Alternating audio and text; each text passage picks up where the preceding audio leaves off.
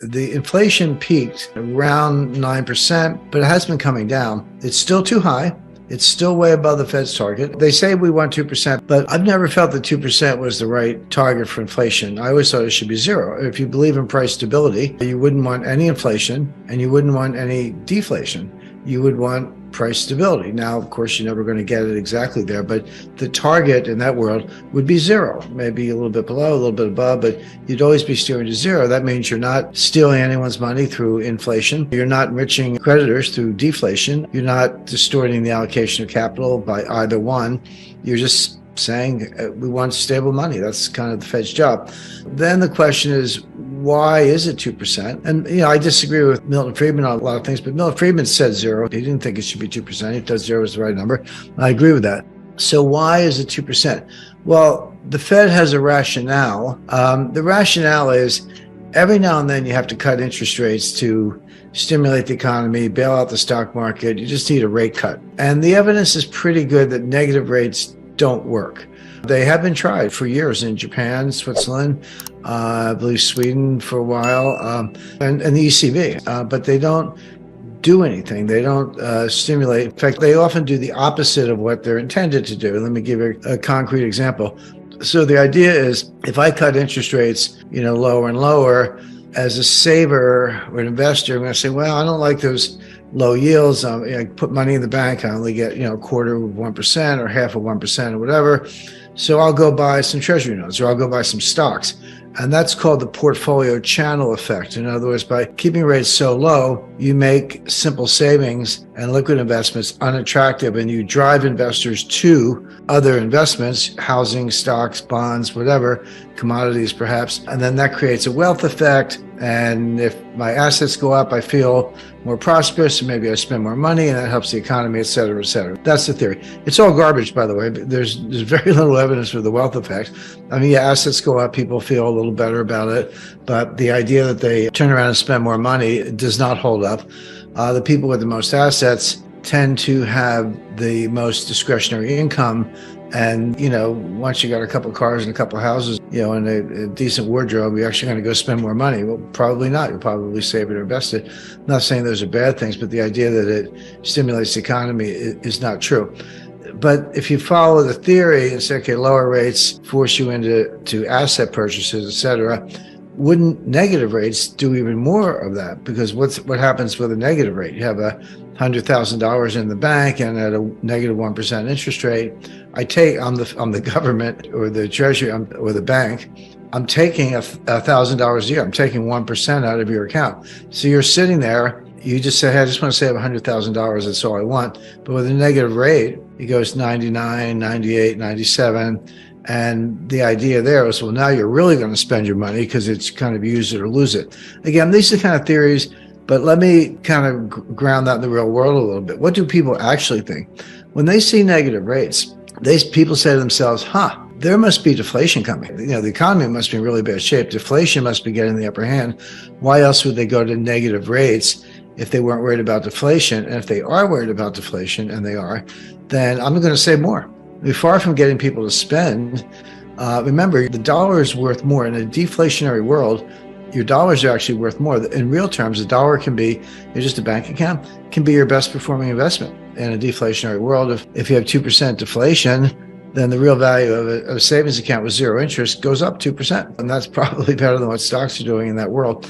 So people act rationally. They say, okay, we have negative rates. Central bank must be worried about deflation. If they're worried, I'm worried, and I'm going to save more because, first of all, those savings will do well in deflation. I need to be prepared for that. The last thing I want to do is spend. If prices are going down, why would I spend? I'll wait 6 months, get a cheaper price. So, in other words, real world behavior is the exact opposite of what central bankers predict. Central bankers predict, use it or lose it. You'll go spend the money because I'm going to take it away. But real people say, no, I'm going to save more, because you're signaling to me that the value of the money is going up because you're worried about deflation and prices are coming down. So what's the rush? So for all those reasons, negative rates don't work. Now, in theory, cutting rates from 5 to 4 to 3 to 2 down to 0 does perhaps have some stimulative effect, not as much as people think. And so the Fed says, well, we don't want to start with zero. If we start with zero, if that's our target, and negative doesn't work, and the economy goes into a recession, how do we stimulate the economy? We can't go below zero, but we can't cut rates because we're at zero. So they believe that they ought to keep rates around 2%. Now, as inflation is about 2%, interest rates are about 2%. And that gives you 2 points of cuts. You could do in 25 basis point rate cuts, you could do 8 cuts. It's a full year of rate cuts from 2 to 1 3/4, 1.5, 1 1/4, et cetera. You could do 8 25 basis point rate cuts with 2%. So the Fed says our target rate is 2% because we need a little cushion in case we have to cut. And if we're at zero, we don't have a cushion, we can't cut. That's what they say. The reality is the following. And the way I explain this, it's like a little kid, like a 9-year-old kid, and his mother leaves her purse around. And the kid goes in the purse and sees there's $50 in the purse. And he says, well, even an 8-year-old will say, well, if I steal the $50, mom's going to catch me and I'm going to be in trouble. But if I take a couple bucks, she won't notice. Like, she's not counting the dollars every day. And the Fed's idea is if I steal 2% from you, you won't notice. 10%, yeah, you'll be up in arms. You'll be driving tractors up the steps of the Fed the way they did in 1980. But 2%, you kind of won't notice.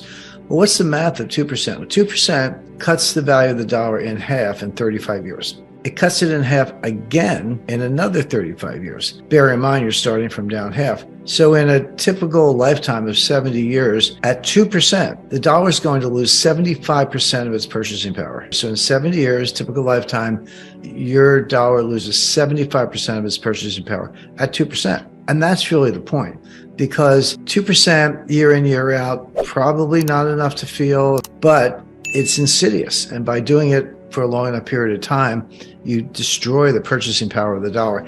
And that's what they really want to do. Why? Because the federal debt is nominal. The debt is nominal. If I owe you $1, I owe you $1. Whether in real terms it's $1.05 or 95 cents, that's separate, but I owe you the buck.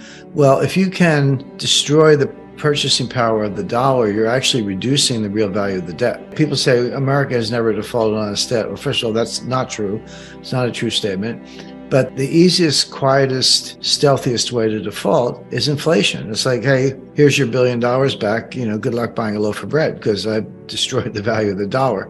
Now, 3% will do it in about 23 years, which means that you'll destroy 75% of the purchasing power in 46 years, not 70 years. So on, 4%, 5%, et cetera.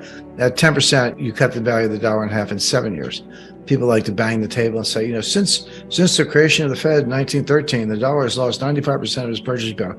Well, that's a true statement, but you don't need 110 years. We lost 50% in 5 years. Between 1977 and 1982.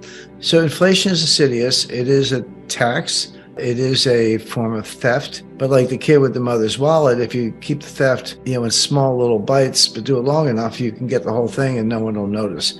So they say we want 2% because we want to be able to cut if we have to. But the real reason is we want to basically erode the value of the debt and erode the purchasing power of the dollar in ways that you don't notice. And they can be very patient. That's how they do it.